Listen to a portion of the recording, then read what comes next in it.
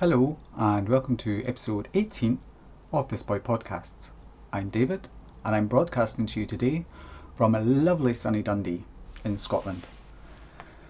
I'm back to my usual Wednesday broadcasting and I just thought I would check in with you. I don't have a huge lot of work to show. I've been quite busy with the Perth Festival of Yarn preparation. I've been dyeing lots of wool. I'll show you some of them in a minute. Work's been quite busy and I just want to share something with you. I was in two minds whether to do this or not, but you guys tune in and check my life out kind of thing. Since the last kind of TIA episode, I was diagnosed with a neurological condition and it's caused a lot extra pain that I wasn't really expecting, and it's just kind of got on top of me.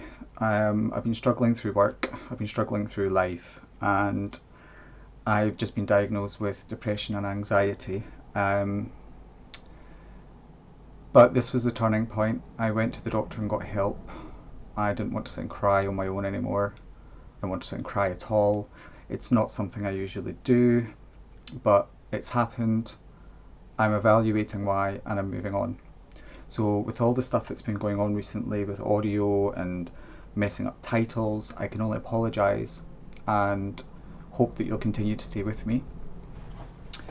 You may remember a couple of weeks ago I told you I'd had an issue with one of my laptops, while I was recording the hard drive had filled, but didn't tell me this, and when I finished recording the episode was gone.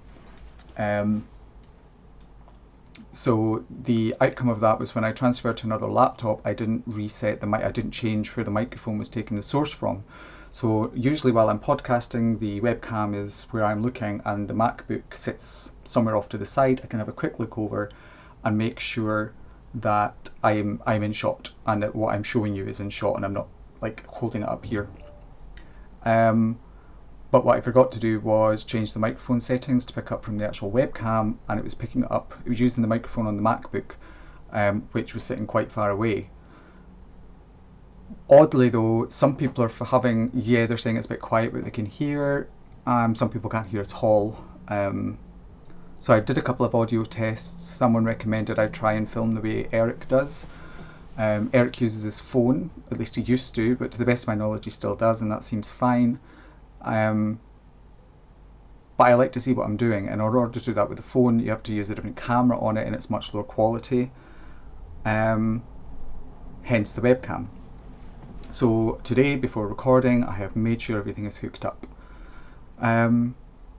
Eva mentioned that she thought it might be getting to me, and I think it was just frustration about why it kept doing this. I couldn't understand it. I thought I had everything set up. I've tried a few different audio tests and the last one got a lot of positive feedback. One person told me it was too loud, but at least you can always turn it down. Yeah, so thanks for the feedback. It's appreciated, and let's get on with the show. So I've decided I'm only going to be using Thisboy yarn for a short time. One, because it's just beautiful and gorgeous and lovely and soft and knits up a dream. But two, I also like it when yarn stalls and yarn shops have displays of what the wool knits up like. So this is some here. So I started just a pair of alignment mitts in the Bluebell colourway, which is available on silk, available on plain, available on tweed, and available on silver sparkle. So align mitts, for anyone who don't know, and they are so popular, they look so small, but the amount of stretch on them, because of the whole half of it is basically ribbed. So the basic pattern, and it's free so I can discuss this, is cast on 50 stitches I'm using my 3mm, let me double check that, and of course the empty pin just fell on the floor. 3mm needles. I'm using my cubics. I've got nice flat sides to them. Cast on 50 stitches, join in the round. 25 of the stitches you put on needle 1, or N1 she calls it on the pattern, and it says to knit 1, purl 1, and then needle 2s and 3 have 12 and 13 stitches, and it's just knit. So I decided to modify it just a little bit. So it says to knit for 3 inches, I went on a bit longer because I want a longer cuff, and I did a knit 1, purl 1 but twisted knit stitch, so it was through the back. This is the thumb gusset, so it's just about to go onto its scrap yarn and then finish knitting in the round. But these guys are, it's just such a good pattern. It's so simple but so effective. I've done a couple of pairs of them now, and I would recommend them to anyone. So this is Bluebell. Now, because it's so sunny outside, the colours are bleaching out, so they're not picking up as well. So I'll probably insert some pictures at the end, but if I don't shoot me. Excuse the rustling. So, as you can see, I've been dyeing wool. So I've just dyed up a whole batch of, that would be tealing, a whole batch of Into the Purple Heather Lassie Will You Go Go Go, and Carrot in the Rain. Now, I think I showed Carrot in the Rain in one of the first episodes. It was one of my first colourways I came up with, and it's still one of the most beautiful ones to me. So it's a kind of mid-tone grey, a nice kind of violet colour, and some light kind of aquamarine, I would call it. It's a mix of two colours, but I think they just blend so well together. It's actually picking the purple up okay in the grey. The tealy aquamarine colour, there we go, it's picking some of it up. I don't know if you guys will get it on camera. That's really strange. There we go, look at that. You get to see all the colours now. Maybe it's with my face in the way. So this is called Carrot in the Rain. It's very warm here today. Carrot in the Rain. It was named after a good friend of mine, and I'm not going to say any more than that. Into the Purple Heather is another resistance dye method which you've all seen before. This one's not picking up as much, it looks very grey.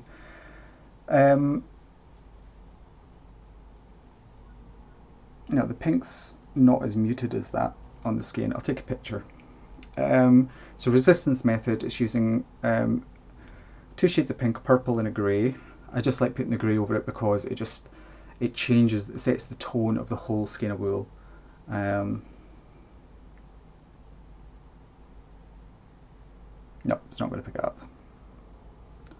That's that one, and that would be tealing.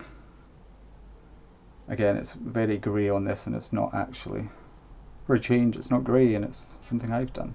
Oh, there we go. Picked up a little better there. Got to love the autofocus. Okay, so other colourways I'll be dyeing up are Bronze Goddess. I think everyone knows by far that's been the most popular yarn I've ever dyed, never sold, and continues to be popular. It's such an unusual kind of autumnal earthy colourway, and then the Bronze Sparkles, no one else is doing them, although other people I think may have started, because I placed a yarn order last week and the bronze was out of stock, but they have told them I'm the biggest supplier, and I got them. They told me I was the first person to order them, which was quite a privilege given how popular they actually were. So on to fabrics. I have decided that this year I'm going to do some Christmas project bags. So I've been out and bought some fat quarters. So I think there might only be one, maybe 2 duplicates of fat quarters in there, but for the most part there will be kind of one-off individual holiday bags. So I'm just going to go through them. Oops. So there's this one with little Christmas trees and stars and lights. It's very cute. So there's that one. These ones will just have a plain coordinating coloured interior. This one, ho ho ho, and snow and Noel and little Christmas trees, and that's a nice white, crisp white colour. Then these two will probably just become liners, I think, just that they're not, I mean, the grey one certainly isn't particularly Christmassy to me. This one maybe a little more just because it's like fairy lights. There is the Scandinavian Fair Isle type stuff. Lovely red colour. There's the green. Very, oh, there we go. As it say, very faded out on this. It's still faded out, but it's a.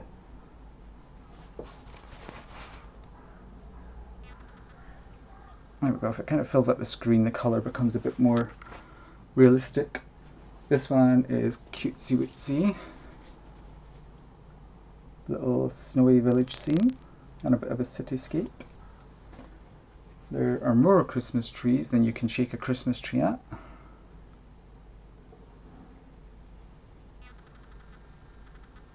Very cute print. This is cute. I like this one. It may be getting kept for myself, but we'll see. Excuse the fingernails. I have been gardening.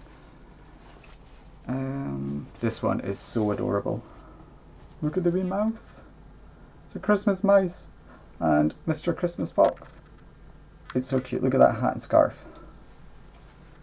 It's ridiculous. There's actually two of them. I don't think I showed you them. If I did, sorry.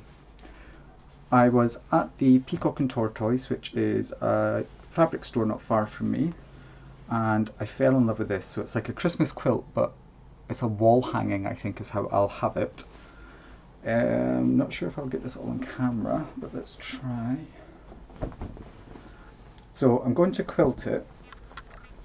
So it's just got the most beautiful detailing of stag on it, and the stag is made out of snowflakes. And then it's got snowflake border, so I'm going to put little twinkles on it. I'm going to quilt around the stag and definitely around the horns. I think it's just beautiful. I don't say that often, but I do. And then this one, the fabric is so soft on this, but it's Christmas ornaments. Sorry about all the movement. How cute's that, Mr. Stag? There's little Christmas pockets, there's another stag, and it's just adorable. Look at the stars and the turtle doves. So cute. And I was thinking, well, you get enough to make two stags. I think there's maybe two of everything. But I thought, no, screw that. Not doing that. So I'm going to just cut out cream fabric for the back of them all and get double the ornaments. Very good thinking, I think. And back in the room. Slight technical hitch, but we're almost at the end. I just wanted to show I have done a smaller size project bag. This one is perfect for holding shawls, scarves, hats, gloves, baby clothes, anything like that. Fully lined, fully interfaced. So yeah, this is a size I might be looking into reproducing if it's popular, because I know that some of the bags are quite large. This one would go into someone's knitting bag quite easily if they've got more than one project, like me, that they like to take to knit night, or used to. Then this one, oops, apologies. It's got the nice Thisboy label as usual. It's not wanting to focus in. There we go, Thisboy, handmade in Scotland. Yeah, so this one I've put a lime green band all the way round instead of just the single tone, and it's echoed on the inside. This one has a nice grey handle and again is interfaced, etc, etc. So I think that about wraps it up. I just want to thank you all for bearing with me through, it's been a bit of a tricky month or two, but it's onwards and upwards. I'm trying to think positive, trying not to be negative. I won't come on here and bitch and moan about other podcasters or other people's products or anything like that. It's not going to be me, it's not my cup of tea, which I'm away to have. It's all going to be honest to goodness sweetness and light. No fakeness, no putting it on, no forced smiles. It's just me. I'll tell it how it is, but I'm not going to be bitchy and negative about it. Everyone needs a little bit more positivity in their life. That's what I believe. And that's about it. So like I say, thanks for bearing with me, onwards and upwards, and I shall see you next time. Thank you so much, guys. Bye.